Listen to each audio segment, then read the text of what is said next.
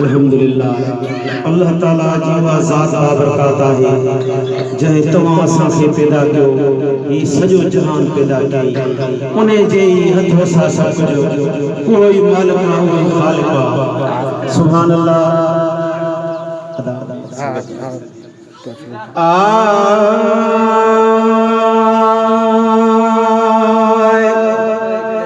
तकदीर ते जो राज़िया खटंदो पियो जही जान ॾिनी वरी वठंदो पियो तकदीर ते जो राज़िया खटंदो पियो जही जान ॾिनी वरी वठंदो पियो जही जान ॾिनी वरी वठंदो पियो कहीं खेत सदिया खां भी अगे मौत न ॾेठो को मोड़ बदीला लहण महल लॾे थो कहीं खेत सदिया खां भी अगे मौत न ॾेठो को मोड़ बदीला लहण महल लॾे थो अल्लाह जो ही बाबा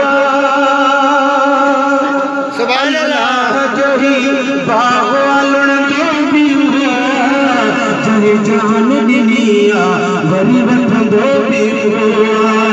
चाहे जान दिनिया वरी वठंदो पियो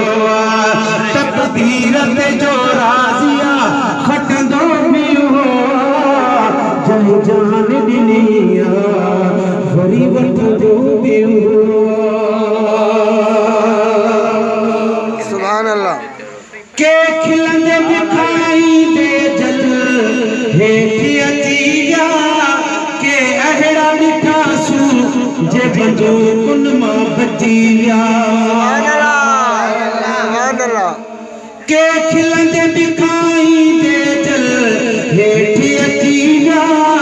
के अहिड़ा ॾिठा सू जे बंदो कुन मां बची विया ॿियो केरो जे सीर में सुभान अल्लाह सीर में सुझंदो पियो जही जान ॾिनिया वरी वठंदो पियो जही जान ॾिनिया वरी वठंदो पियो तकदीर ते जो राज़िया खटंदो पियो जही जान ॾिनिया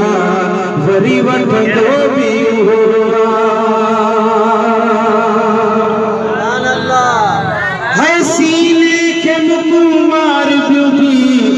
जनवरे थो जंहिंजी सुठी सोच उहो सब्र करे थो सीने खे मुको मार पियो बि जनवरे थो जंहिंजी सुठी सोच उहो सब्र करे थो जेको बि ठिकर ठीक वॼंदो पियो जही जान ॾिनिया वरी वठंदो पियो जही जान ॾिनिया वरी वठंदो पियो तकदीर ते जो राज़िया खटंदो पियो जही जान ॾिनिया वरी वठंदो पियो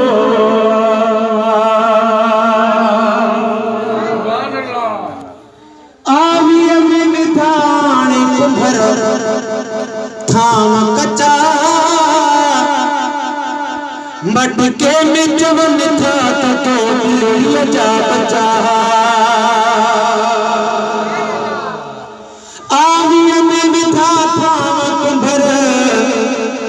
से भी कचा मटके में जवन था तो लिया जा बचा महफूज बड़े बार में महफूज बड़े बार में रखंदो पियो जही जान ॾिनिया वरी वठंदो पियो जही जान ॾिनिया वरी वठंदो पियो तकदीरत जो राज़िया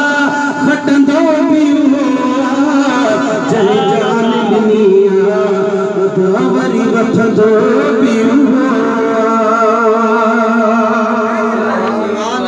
सुभान अल्लाह। एक साल गड़ो पियो जो भली पोख न थी हुई उन साल अॻे खां बि घणी कणिक थी हुई। एक साल गड़ो पियो जो भली पोख न थी हुई